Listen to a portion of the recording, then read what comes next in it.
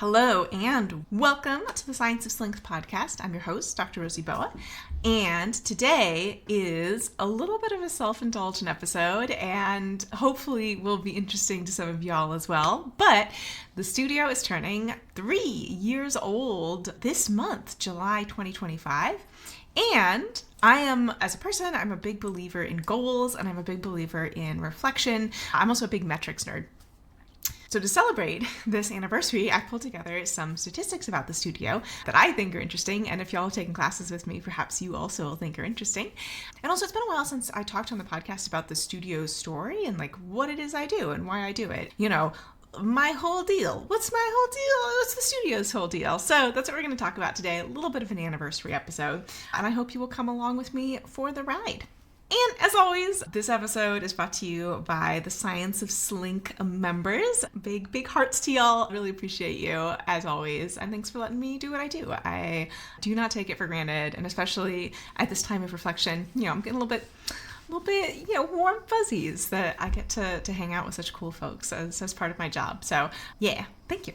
Let's start with some story time. So why did I found this studio? And there's a short answer and a long answer, and the short answer is because I couldn't find the type of training that I wanted online, and so I was like, dang it, if no one else is doing it, I'm doing it, and I sure did. And here we are 3 years later, and that's the short answer.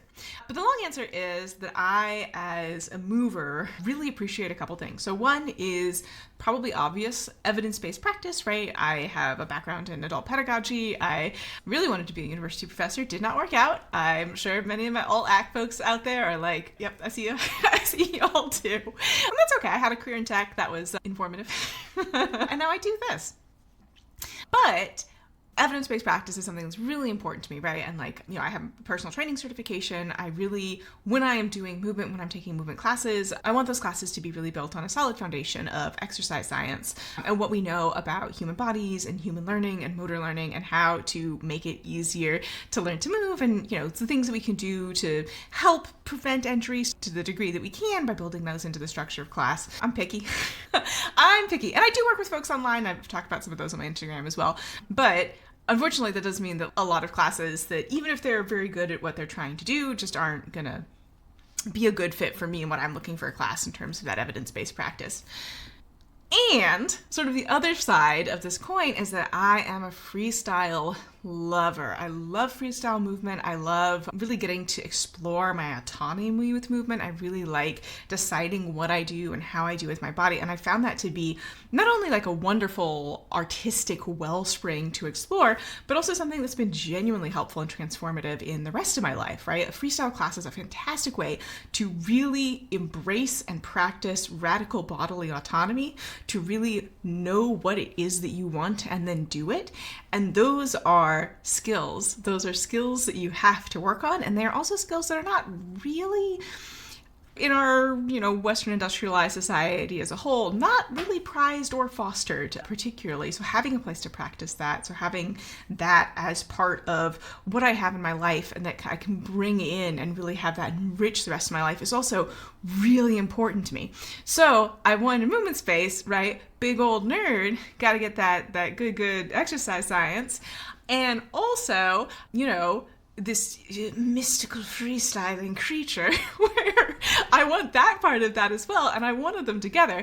And also, listen, if it's just me left to my own devices, I'm not going to do my conditioning at home. Come on, I got other stuff to do. I am busy. It takes brain effort to be like, okay, here's what I'm working on in my technical stuff. So here's the specific conditioning that I have to do. And like, oh, how can I like make my freestyle so that it fits in with all that?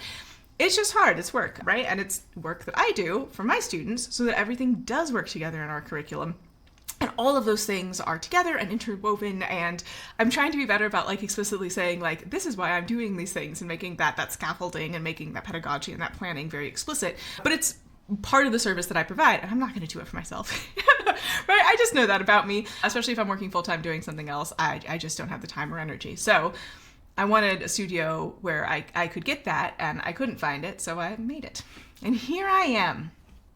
And just some stats before I get into sort of some learnings from the last little bit. I am a hoarder of music, so I organize, well, first of all, I have to report all the music that I play in my classes for streaming rights, right? Because I pay for the music that I play in class through rights management organizations. So I have to keep track of it like legally for that side of things. But also, I like being able to like go back and look at old playlists. And actually, all of the songs that we're dancing to this month in my classes have been songs that have been requested during free dance portions of classes over the past 3 years. So it's been really wonderful, like little memory lane exercise for me to like go through and listen to these songs and be like, oh yeah, I remember the dance to that. Aww.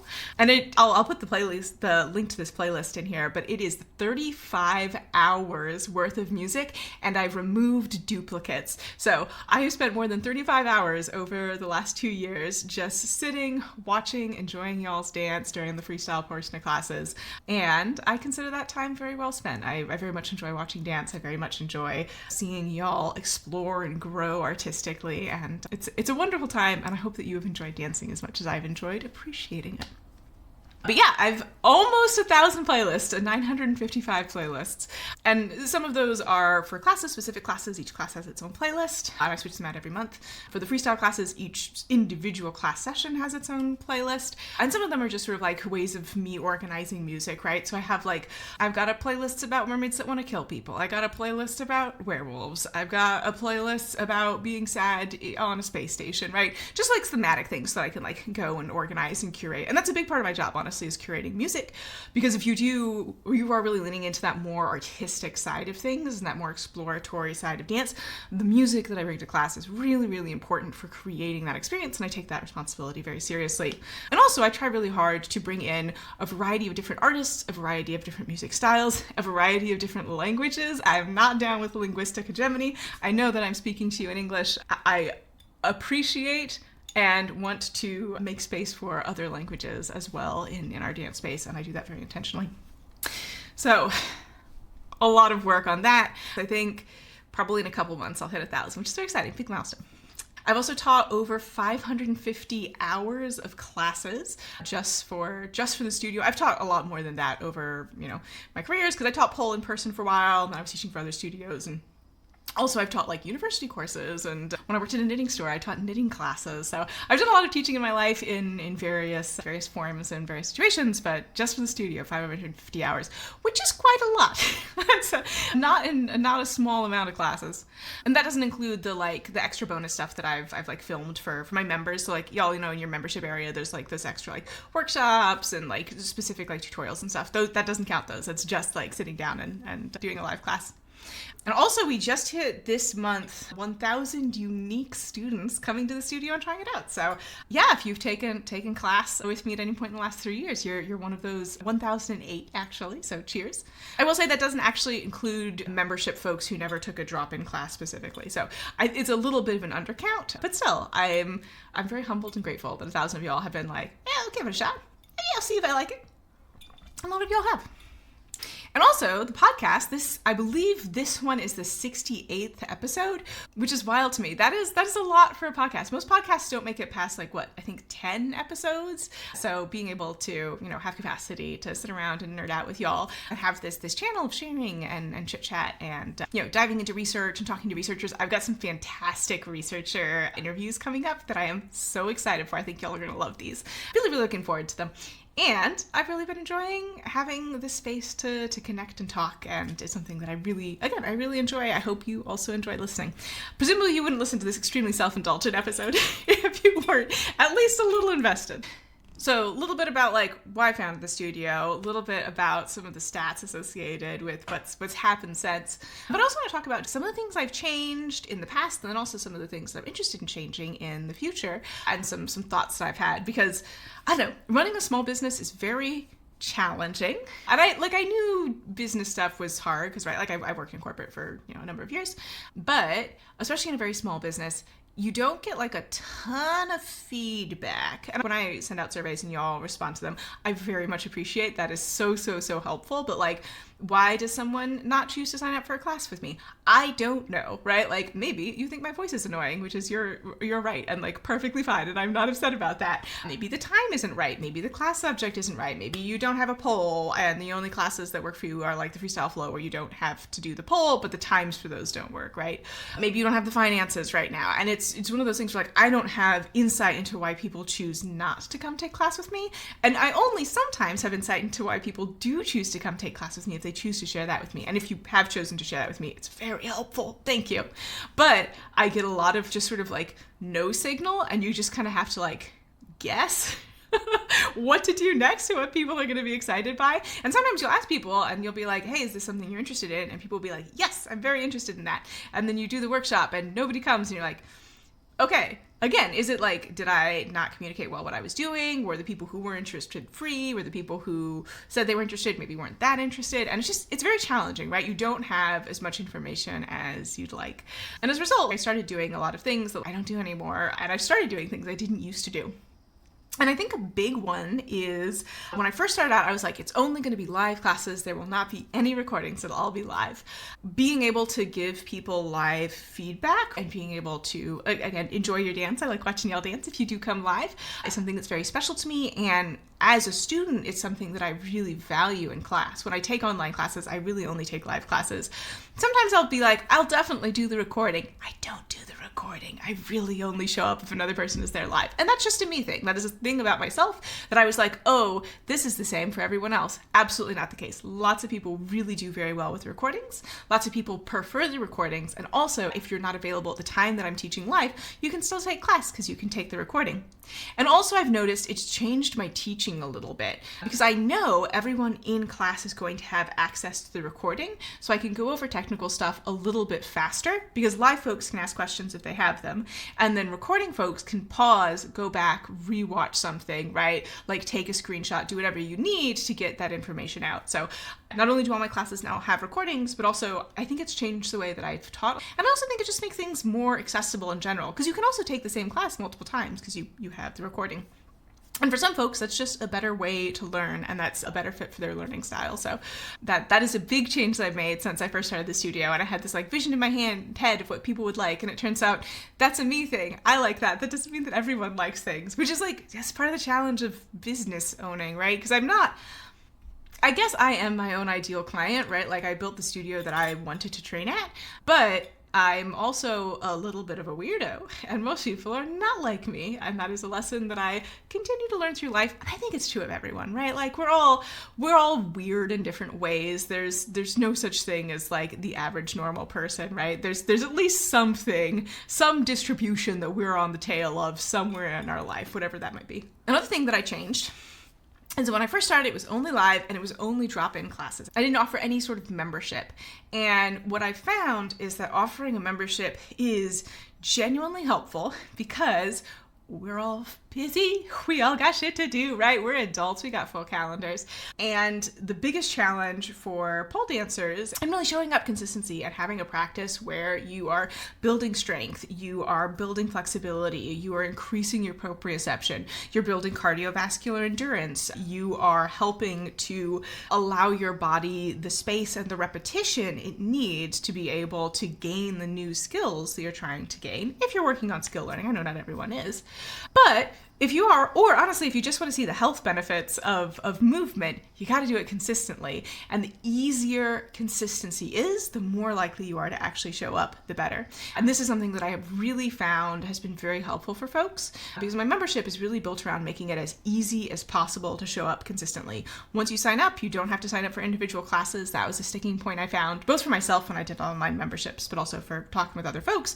Oh, I forget, but if I always send you the link, if I always send you the recording, you don't have to remember, you're much more likely to actually do it. And it's just easy, right? Again, part of what you are paying for is like, yes, my knowledge and expertise, but also the structuring and having someone else sit down and do the brain work for you. So all you have to do is like clear some space, turn on your computer and follow along. And as someone who has limited brain at the end of the day, as I'm sure we all do, yeah, sometimes that's worth it. Sometimes that's all you need is just someone to tell you what to do, right? Another thing I used to do a lot more, and I haven't as much recently, is I did a lot of like one-off workshops on different topics. And I didn't dislike them, I did enjoy them, but what I found was that I had so much information and curriculum I wanted to put into a workshop. It ended up being a little bit longer. Usually they were 90 minutes. And the challenge with that is that generally people's attention starts to wane around the 1 hour mark. Again, this has just been for online classes. My experience is that an hour is about right, much past an hour. And, A, you're not sharing a poll. Usually you have your own space. You have more time on the poll, so you're getting tired more quickly.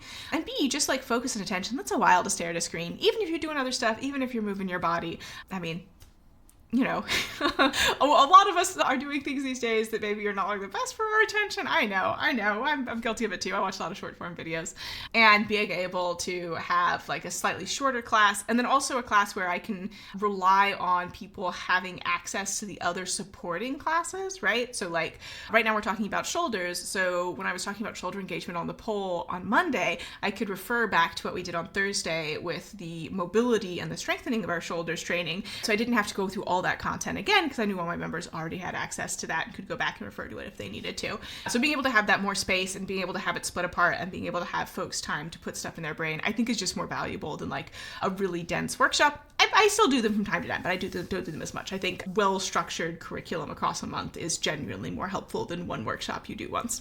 So a little bit about like some things I've learned, some things I've changed. Let's talk about some things that are upcoming, right? Like what my current stuff is and what I'm doing in the future. So one thing is currently I have one class that's during the day in the US, which is a better time for EU folks. That is Freestyle Flow on Tuesdays that I'm actually going to go teach right after I record this. It's at 1 p.m. Eastern, which I think is 7 p.m. Central European time. And starting on the 17th, which is the first Thursday after this episode comes out, I'm also going to be adding a pole pathways class at that time that'll also be good for Europe. And that's based on feedback from the most recent survey that I sent out. A lot of folks were like, I would love to have more classes that are a good time for Europe. So I'm just adding one. And members, that's just going to be part of your membership. There's no change in pricing. It'll just be, 2 pole pathways, 2 freestyle flow, a flexibility, a strength. There'll be 6 classes a week. The other thing that I have been thinking about is, and I'm sort of working on putting into motion, is Science of Slink is, like I said, 6 classes a week. So, and 2 of those classes are half hours. That's 5 hours of training a week. If you do everything, I don't expect people to do everything. I have it organized so that if you're doing 1 class a week, it should still work together with everything and it's still a cost savings. But I am going to be introducing another membership that is for folks who don't have as much time, maybe don't want to invest as much. That's just going to be 1 class a week. And I'm thinking of calling it Essentials of Slink. And I'm working on it. I'm hoping to get everything ready and set, because there's a lot of behind the scenes work, right? There's a lot of automations. I gotta write a sales page. I gotta write emails. I gotta do marketing, blah, blah, blah, blah, blah. It's a big lift, but it should be August, like right around back to school time. And again, this will be something where my memberships are much cheaper on a class by class base than my drop-in classes, because I want you to have the benefit of the whole curriculum. And I know that you're going to see more benefits if you get the whole curriculum. Even if you're just doing 1 class a week, they're all designed to work together, and you will get that consistency, which is really the most important thing. And this is something personally I've been seeing in my own training recently with handstands. I've been doing handstand training consistently once a week now for about a month, and I'm starting to see real improvement because I continue to show up, because I continue to actually do it and not just be like, oh yeah, I should do my handstand training today, and then I just sort of don't, and then I don't see any improvement. Perhaps this is a familiar story to you. That's coming up. Because again, feedback I got was that not everyone has, 2, 3, 4 hours a week to spend on pole time. Lots of folks do, and they want the Science of Slink, that sort of greater degree of availability of curriculum. But for folks who just don't, or again, don't want to invest as much, I'm going to have the second option. So that's coming up. Very excited for that. I think it'll be really helpful for folks.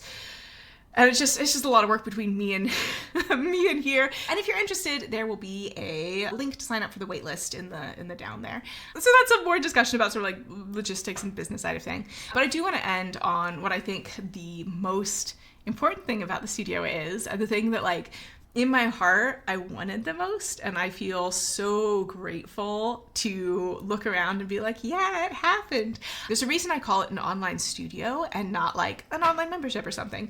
And that's because I really wanted to have, for the folks who are interested in engaging with it and to the degree that was feasible, this online community of movers who moved together, who got to know each other, who got to get that social component of having a studio, of having connections with each other, because that's something that, I really missed. And also, I think the type of person who's really into like sciencey, exercise science, that sort of nerd training, and also the sort of gooey artistic kind of exploratory freestyle training, like that particular type of nerd, I notice tends to, like, we like to flock, right? We like to like hang around and like talk about our interests and perhaps our special interests and perhaps our hyper focuses, and really, really get into it with other people who like the same thing as much as we do and in the same ways. And I really feel like that exists. I really feel like y'all are there, you're making those connections with each other, and you're really growing artistically and also, just sort of like physically in terms of physical fitness.